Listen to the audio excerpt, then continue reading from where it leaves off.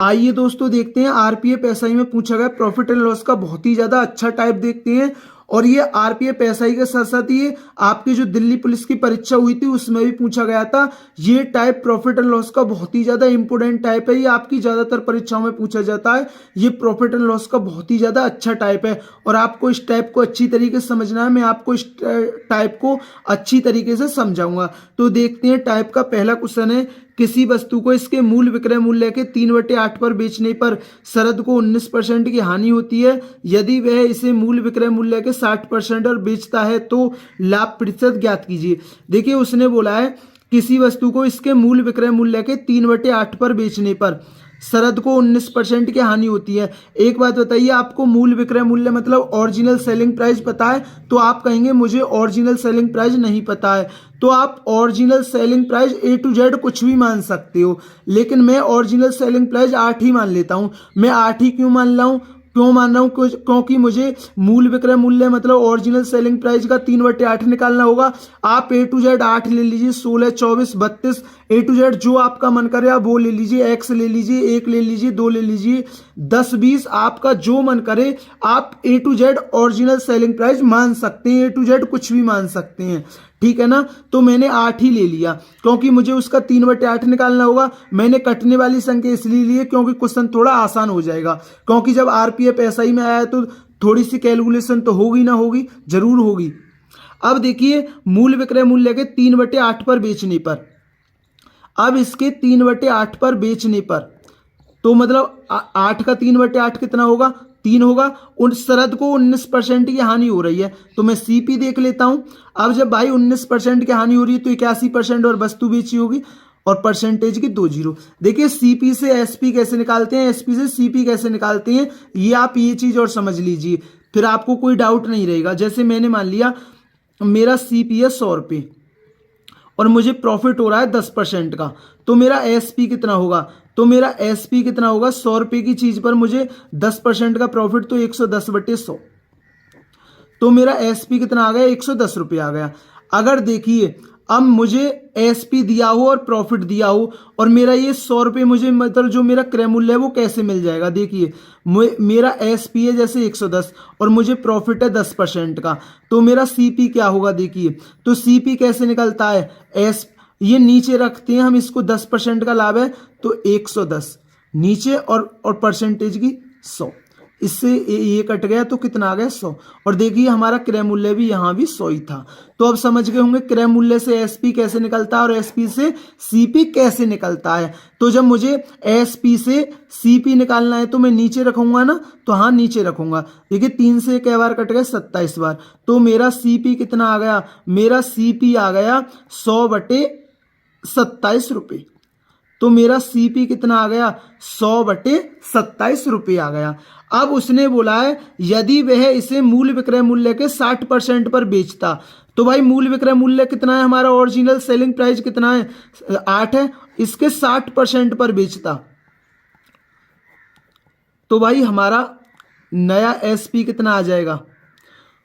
0 से 0 और 2 तिया 6 और 2 पंजे 10, तो कितना आ गया? 24/5 आ गया। तो मेरा नया विक्रय मूल्य कितना आ गया? 24/5 आ गया।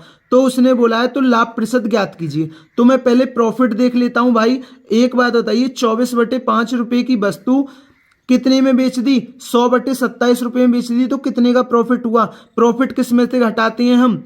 एसपी में से सीपी को घटाते हैं। तो एसपी कितना हमारा? 24/5 है और इसमें से हम क्या घटाएंगे? सीपी को, क्योंकि हम क्या देख रहे हैं? प्रॉफिट देख रहे हैं। क्वेश्चन में प्रॉफिट बोला है, क्वेश्चन में प्रॉफिट बोला है। अगर देखिए क्वेश्चन में नो बोलता कि प्रॉफिट या लाभ प्रतिशत क्या है, तो आपको मतलब लाभ या हानि कितना है तो आप देख लेते हैं लगभग में कितना है, ये लगभग में कितना है, मतलब हमें हानि हो रही है लाभ हो रहा है, तो आप ये देख लेते। अब देखिए दोनों बराबर कर लीजिए। मैं नीचे 27 की गुणा और इधर 5 की गुणा, तो ये कितना हो गया? ऊपर 500, क्योंकि मैं प्रॉफिट देख रहा हूं ना। 27 चौक कितना होता है? 108, 27 दूनी 54 और 10 कितना होता है? 64।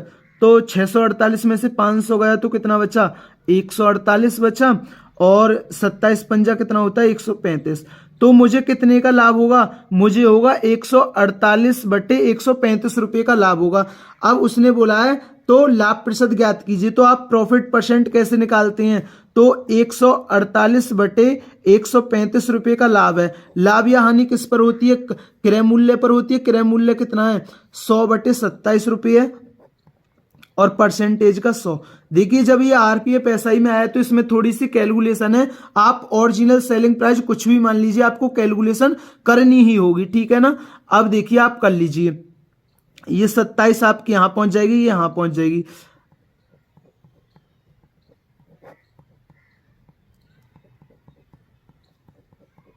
अब देखिए 100 से 100 कट गया, 27 पंजे 135।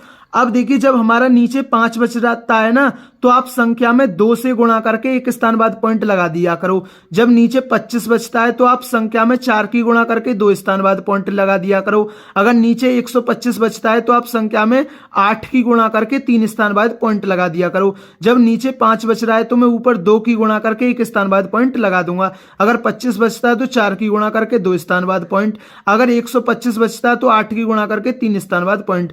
तो बस ये आपके 5 के रूल में ही है और किसी के रूल में काम नहीं करेगा। लेकिन ज्यादातर हम देखते हैं 5 बचता है, 25 बचता है, तो ठीक है ना।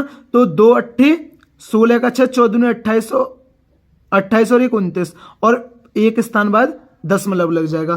तो इसका आंसर होगा लाभ प्रतिशत कितना है, तो 29.6% का क्या होगा, हमें लाभ होगा। तो दोस्तों ये क्वेश्चन आपके अच्छी तरीके से क्लियर हुआ होगा। आइए इस टाइप का एक और क्वेश्चन देखते हैं जिससे ये टाइप आपके अच्छी तरीके से क्लियर हो जाए, क्योंकि ये प्रॉफिट एंड लॉस का बहुत ही ज्यादा इंपोर्टेंट टाइप है। तो देखते हैं इस टाइप का नेक्स्ट क्वेश्चन है। किसी वस्तु को इसके मूल विक्रय मूल्य के 6/14 पर बेचने पर शरद को 12% की हानि होती है।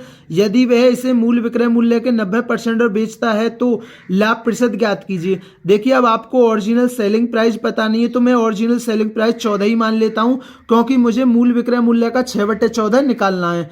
तो मैंने 14 ही मान लीजिए, आप A to Z कुछ भी मान सकते हैं। तो 14 का 6/14 कितना होगा, 6 होगा। अब उसने बोला है मूल विक्रय मूल्य के 6/14 पर बेचने पर शरद को 12% की हानि होती है। तो मैं अब CP निकाल लेता हूं। 6 रुपये में बेची उसने, तो उसको क्या हुआ, 12% की हानि। 12% की हानि मतलब 88%। अब देख काट लीजिए, 2 तिया 6 और 2 ती 44 बार और 4 से 11 और 4 से 25, 25 थी 75, 75/11। तो हमारा CP कितना था, वो था 75/11 रुपये। यदि वह इसे मूल विक्रय मूल्य के 90% पर बेचता, तो मूल विक्रय मूल्य के 90% पर बेचता, तो मेरा नया विक्रय मूल्य है वो कितना होता, 2 सत्ते 14 और 2 पंजे 10। तो मेरा जो नया विक्रय मूल्य है वो कितना होगा, तो वो होगा 7 निम 63/5 रुपये। कितना होगा, 63/5 रुपये। और मेरा क्रय मूल्य कितना है, 75/11 रुपये। तो उसने बोला है लाभ प्रतिशत क्या है, तो आपको प्रॉफिट निकालना है। तो प्रॉफिट कितने रुपए का हुआ मुझे, तो SP में से मैं CP को घटा दूंगा, 63/5 माइनस 75/11। देखिए जब ये RPF SI में आया तो इसमें थोड़ी सी कैलकुलेशन है। आप ओरिजिनल सेलिंग प्राइस कुछ भी मान लीजिए, आपको कैलकुलेशन करनी ही होगी। अब इधर मैं 11 गुणा कर देता हूँ, इधर मैं 5 की गुणा कर देता हूँ। तो 55 25, 5 सत्ते 35 और 2 37 और 11 थी 33 और 11 छक्के 66 69।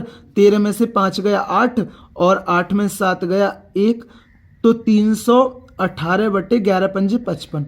तो प्रॉफिट कितना है, प्रॉफिट है 318/55 रुपये का।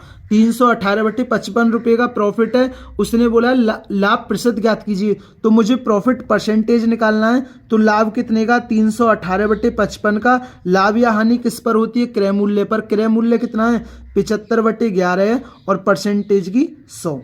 अब देखिए यह यहाँ पहुँच गया, ये यहाँ पहुँच गया।